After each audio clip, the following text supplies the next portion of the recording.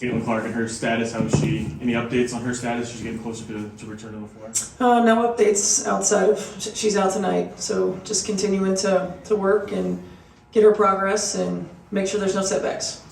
With the start-stop nature of you guys this season to this point, having 5 in a row at home right here, what kind of opportunity do you view that as for the rest of your year? I mean, I think it's a great opportunity for us. Sleep in your own beds for a while, play some games at home, in our home arena with this crowd.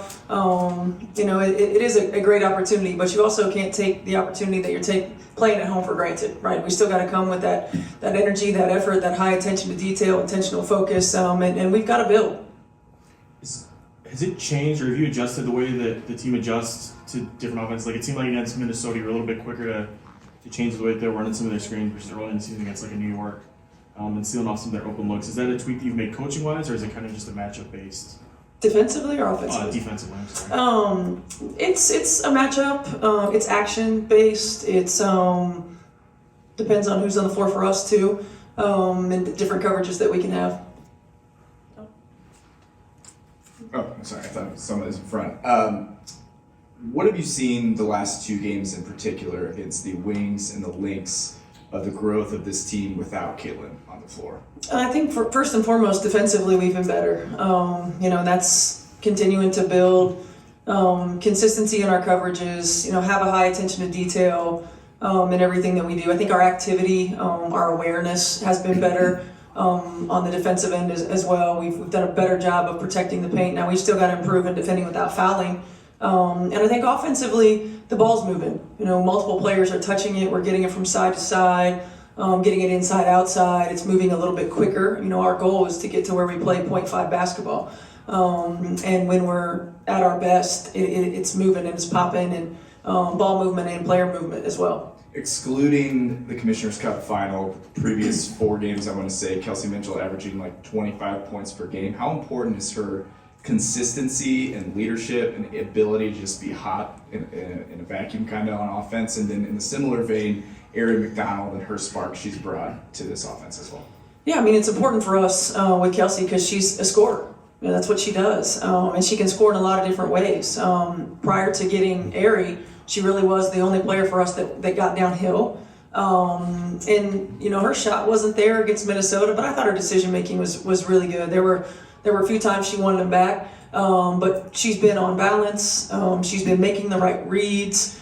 I think the Dallas game, not only did she have 31 points, but I think she had 7 assists. So her decision making has been better. Sometimes when you get players who are so fast, they just have to gear down a little bit to make the right read, and I thought she's been doing that. And for Aari, I mean, just again, she's her ability to, number 1, get downhill, number 2, facilitate, and number 3, set the tone defensively for us. We need that energy, and her ability to impact the ball game for us on both ends. We talked about fourth quarters and how those were challenging for a while. It was not the case last game. Several of the players are talking about how they just stopped playing to lose and change that mindset. What do you attribute maybe that mindset shift? Was there anything in particular maybe that led to that? I mean, we keep talking about it. We put them in those positions. We had a few days to practice, so put them in those positions in practice. I think the also our decision making during those times against Minnesota was better. Not trying to make the home run play, just hitting singles, so to speak, and staying in the moment. Just taking it one play, one possession at a time. We got some stops when they started to make runs. We got some scores when we needed to. I felt like the group that we had on the floor that finished the ball game, they were really good the entire ball game, and they really did stay in the moment and take it one possession at a time. In addition to that, didn't play Vegas too long ago. Down the stretch, that was one where they rallied, but in this matchup, what adjustments are you looking to make to get a different result? Well, 2 things. 1, don't foul them as much, and 2, take care of the ball. I mean, I think they had, 40-some points off of free throws and turnovers. Like, those are just 2 areas that have plagued us throughout the course of the season that we need to continue to be better in. And I don't know what the final score was, but I think it was single digits, and you can't hinder yourselves in those ways. Natasha Howard's been playing at a high level, especially over these past 3 games. What have you been seeing from her in her game and just her growth? Confidence. I think early Tosh was trying to fit in, and I think lately she's just been playing her game. I think our team has a better read on how to get her the ball to be successful. I think she's got a better read on where she can get her spots. But she's also changed her mindset in that she's starting on the defensive end of the floor. You know, she's being active, she's being aggressive, she's setting the tone on that end of the floor, and that's really opening it up for her on the offensive end and taking a little bit of pressure off.